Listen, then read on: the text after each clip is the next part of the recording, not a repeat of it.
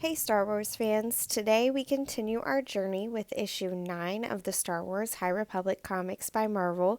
Be sure to like the video, subscribe to our channel, and go support the series by purchasing a copy of these comics. The Shadow of the Nile, Chapter 1, Jedi No More. The Nile have struck. The Republic Fair on Valo, intended to be a celebration of unity and progress, has been razed to the ground. Thousands are dead. While the attack was underway, Marshal Avar Kriss was leading the charge against the insidious Drengir on Melita, but the Drengir blight was a feint to keep the Jedi of Starlight Beacon from rushing to Valo's aid. Now, months later, the Jedi have been charged with chasing down the Nile wherever they run. The response is being masterminded by Jedi Council member Stellan Gios, but passions are running high, even among the Order's finest. The Nile are on the run, but they are not yet defeated. Orla Jareni at the controls of a starfighter. As a way seeker, she follows her own path, not aligned to a single temple or outpost, only aligned to the Force. For now, the Force has left her to throw in her lot with Starlight, with Avar Kriss, part of the crusade against the Nile. No, not crusade. Get the terminology right, Keeve. Part of the response. I wonder if I will ever have such purity of vision, to trust the Force so completely, to trust in myself. Orla calls into her headset. Starlight, I've finished my sweep of the Sula system. No Nile activity to report. Copy that, Lightseeker, Maru responds. Alarms start beeping, red lights flashing. Actually, scratch that, Maru. The Targus scanner has picked up vibrations from hyperspace. Think I'm about to have company. Orla is an inspiration. Just think of the things I could learn from her. If only we had the time. A large gunship drops out of hyperspace, right on Orla's tail. Confirmed, Orla updates Starlight. You have engaged the Nile? Maru asks. You could say that. Single stormship, armed like an entire fleet. Send us your position. Boom. Impact. Orla taps her transmitter. Hello, Starlight? Starlight, come in. From the cockpit of the Nile ship, a soldier reports. The Jedi craft is helpless. What are your orders, Storm Trennis? Keeve sits in the captain's chair of the Nile stormship, with lightning bolts painted across her stern face. She directs Tarek, who is seated in front of her at the weapon controls, wearing the same bolts. I thought that would be obvious, Ter. We do what we came for, and blow her out of the stars. Starlight Beacon, before. Thank you all for coming, Avar addresses the group. Reports are coming in concerning another major victory against the Nile. Perhaps you can bring us up to speed, Council Member Gios. The hollow of Stellan Gios stood before them. Happy to, Marshal Kriss. Following the attack on Valo, the Unified Republic Task Force has tackled Nile Moradison, Eris, Port Haven, and Galrith. They're running scared. As you would expect of cowards, Skier snarls. Skier, Keeve scolds him. Sometimes you have to say it as it is, Keeve, he responds. What of their leadership? Maru pulls up the image of a helmeted Nile soldier. The Twi'lek identified as Lorna D, the so-called Eye of the Nile, is believed dead, killed during the Battle of Galuf. We believe that this is why the Nile are scattering, their forces in disarray. Avar questions, but what of the rumors that a new Eye has taken her place? Stellan holds up his hand. There have been unsubstantiated rumors of a number of possible candidates. One, a Taupini spotted by Torgruda intelligence on Ashes Rhine. An image of the suspect is shown to the group. The second is this individual, seen in various regrettably garbled transmissions intercepted by the Lorasai Assembly. The image changes to a blurred image of another suspect. However, we have no evidence to support the claims that either are the new Eye. Avar approaches him. And what if we can provide that evidence? Stellan's eyes narrow. Avar, is there something that you want to share?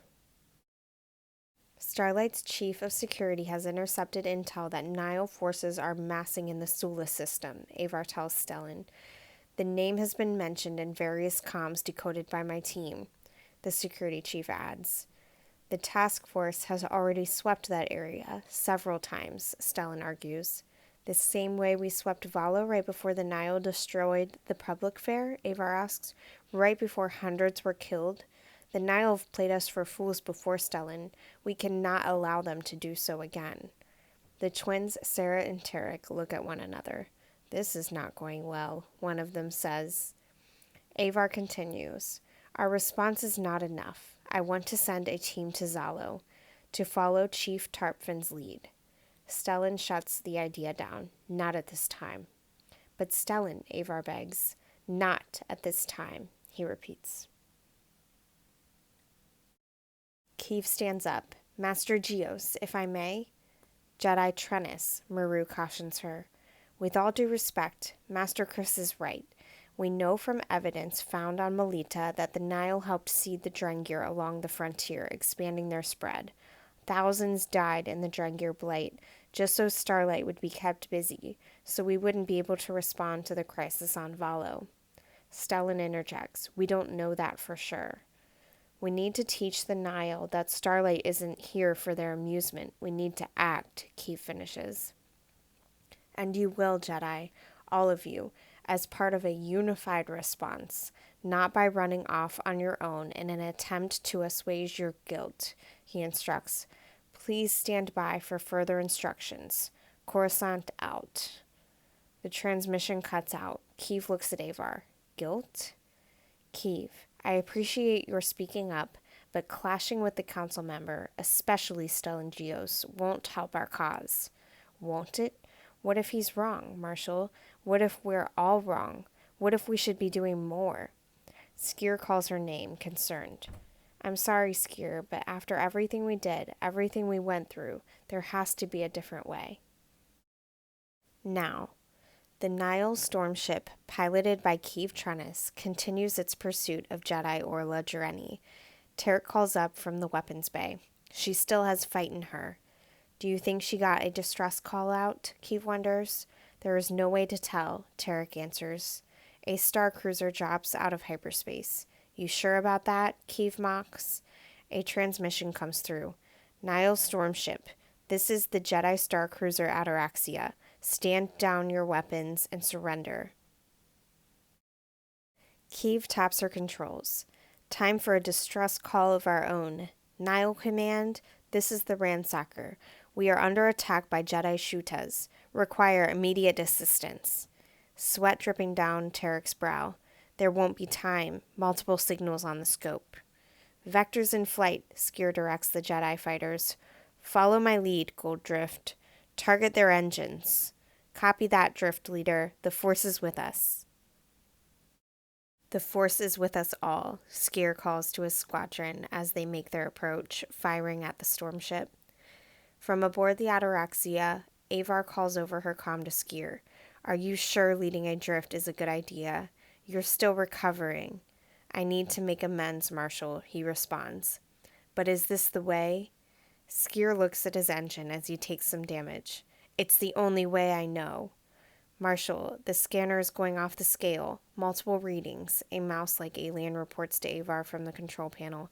Yes, she responds. I can hear their song in the Force. All vectors. Prepare for incoming. Multiple storm ships drop out of hyperspace in unison. Tarek takes notice and calls over to Keeve.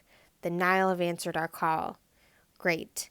Now we just have to avoid getting scrapped before we can escape, she replies. Engines are varped. Shielding non-existent. She peers into her scope. Targeting vector. Locking on. The Jedi vector explodes in a fireball. Direct hit, Tarek reports. Yeah, I know, Keeve says as her storm ship jolts backwards. Now what? Meg clamps locking on, Tarek yells, falling forward. The Ataraxia? Keeve asks. No, the Nile. Over their comm, the Nile call to them. We've got you, storm ship. The chains start to pull them in. The Nile ships vanish into hyperspace. Avar calls to the Jedi. All vectors report in. Nib Asek here. Kol here. A Wookiee growls to report in. Skier? Avar questions. Still with you, Marshal, he replies. Do you think they bought? Avar cuts him off. Let's discuss when you're safely back on board, Jedi. And what about Keeve and Tarek? He asks. Keeve and Tarek are on their own, she answers, and may the Force protect them. Well, that's that. I guess we're fugitives now. Firing on a vector, that's something I never wanted to do, even if it was being remote controlled by Sarah back on the Ataraxia. But we had to make the Nile believe we are who we say we are, that our stormship wasn't scavenged from the Nile base on Gryzel, that our distress call was real. Keeve thinks back to her outburst towards Master Geos. Skier had called after her as she stormed out of the room. Keeve. I get it, Master. I shouldn't have lost my temper, she had replied. Lesson number 1, there is no passion. There is always passion, he had responded. It's how we control it that matters. Chris wants to speak with you. She has an idea. And so here we are, Jedi no longer, Nile through and through. They arrive at the Nile base and exit their ship. Thanks for the ride, she says to the awaiting Nile. Took you criffers long enough to show up, mind. A large armored male stands with his arms crossed. Is that right? He questions them. What Tempest are you, friend? Who's your runner? Keeve thinks back to what Maru had taught her. The Nile are separated into 3 groups called Tempests. When you're asked, and you will be, say you belong to Pan Ida's warband. Sources indicate he was killed in the skirmish over Cyclor, his Tempest going to the ground. Keeve looks up at her interrogator. Ida, she says confidently. He was legit. One of our best. He ignites a whip and snaps it at Keeve. The question is, are you? Keeve falls back, remembering Avar's instructions. You will be tested, Keeve, and you must respond, not as a Jedi, but as a Nile. It's the only way you'll gain their trust. The only way. She grabs the whip, yanks it down, pulling her attacker down hard with it. She quickly circles around him, wrapping the whip around his neck. Does this answer your question, Druckhead? A voice from behind Keeve calls. You're Pan's Tempest, all right. She turns to see a Talpini inside an enormous power suit towering over her. Let him go, he instructs her. He looks down at Keeve as she releases the Nile soldier. You know who I am. Yes, she replies. Not by name. The other chimes in. They were scrapping with Jay's Zetar, out near Sula. But I do now. Zetar. Thanks, Druckhead. That's all we've been doing for months, she says. The Jedi are running us ragged. I don't know what the Eye is planning at. A good question, Zetar peers at her, and one I might answer when I'm sure that you are truly Nile. He hands her a large hammer. You'll need this. Why? She asks. To prove yourself. Bring the prisoner in, he yells. If you are who you say you are, you'll do as you're told. Oh, Criff. And split this stinking hut skull in 2, Zetar finishes, smirking with delight. Mayarga. The hut warrior is strung up, beaten and bruised. Is this what you meant about being tested, Avar? That I'd have to abandon everything it means to be a Jedi? But I can't, can I? Join us next time to catch the next chapter in the Star Wars High Republic comics by Marvel. Please be sure to like this video and let us know in the comments if you enjoyed it. Subscribe to the channel to follow along as we review more issues of the High Republic comics. Thanks, and may the Force be with you.